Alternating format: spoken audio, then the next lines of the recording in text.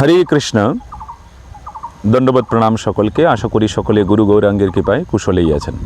আগামী 2রা জ্যৈষ্ঠ 17ই মে রবিবার শ্রী পুরুষোত্তম ব্রত আরম্ভ হইবে।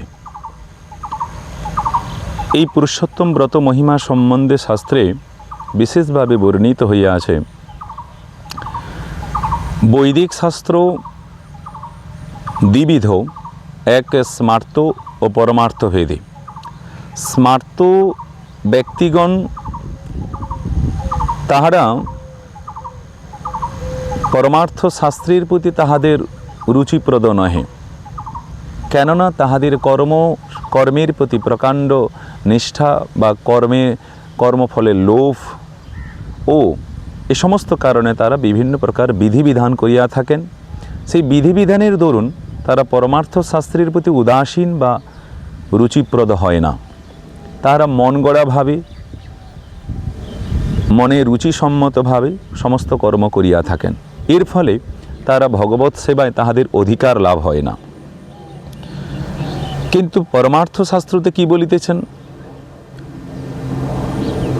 যেহেতু মনুষ্যের আয়ু খুবই কম এবং এই শরীর ক্ষণভঙ্গুর, শাস্ত্রে ভক্তিবিনোদ ঠাকুর বলিলেন, জীবন অনিত্য জানহ সার, তাহে নানাবিধ বিপদ ভার, নামাশ্রয় করি থাকো তুমি আপন কাজে। যেহেতু জীবন অনিত্য, তার জন্য প্রত্যেকটা সময়, প্রত্যেকটা মুহূর্ত শ্রী বিষ্ণু স্মরণ, শ্রী বিষ্ণু সেবা থেকে বঞ্চিত হওয়া যাবে না। স্মার্ত ব্যক্তিগণ এই পুরুষোত্তম মাসকে মল মাস বলিয়া থাকেন, অধিক মাস। এই মাসে তারা কোনো ভগবত সেবা করে না, ভগবানের সেবা করা যাবে না, কোনো শুভপ্রদ কর্ম, দান ধ্যান যজ্ঞ এইসব করা যাবে না। কেন? তাহারা মন গড়াভাবে বিভিন্ন নিয়মকানুন করিয়া থাকেন। কিন্তু বৈষ্ণবগণ এই মাসে তারা শ্রেষ্ঠ মাস মনে করেন। এই মাসে বেশি বেশি করে ভগবানের সেবা করা উচিত। এই মাসকে দামোদর মাসের থেকেও, বৈশাখ মাসের থেকেও শ্রেষ্ঠ মাস বলা হইয়াছে এই পুরুষোত্তম মাসকে।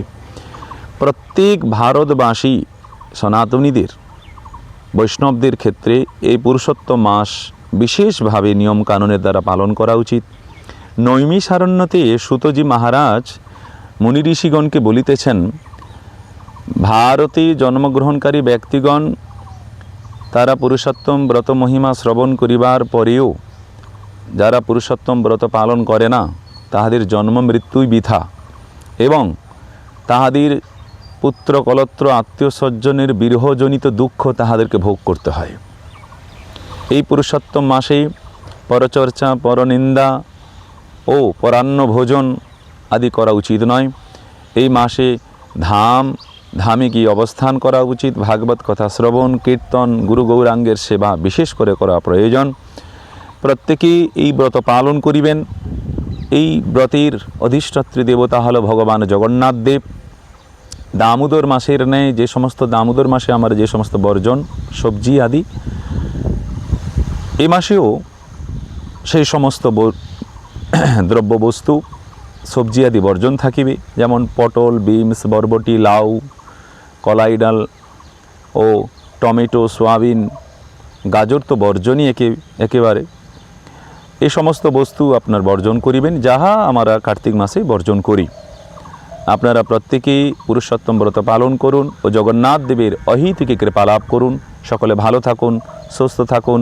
জয় জগন্নাথ।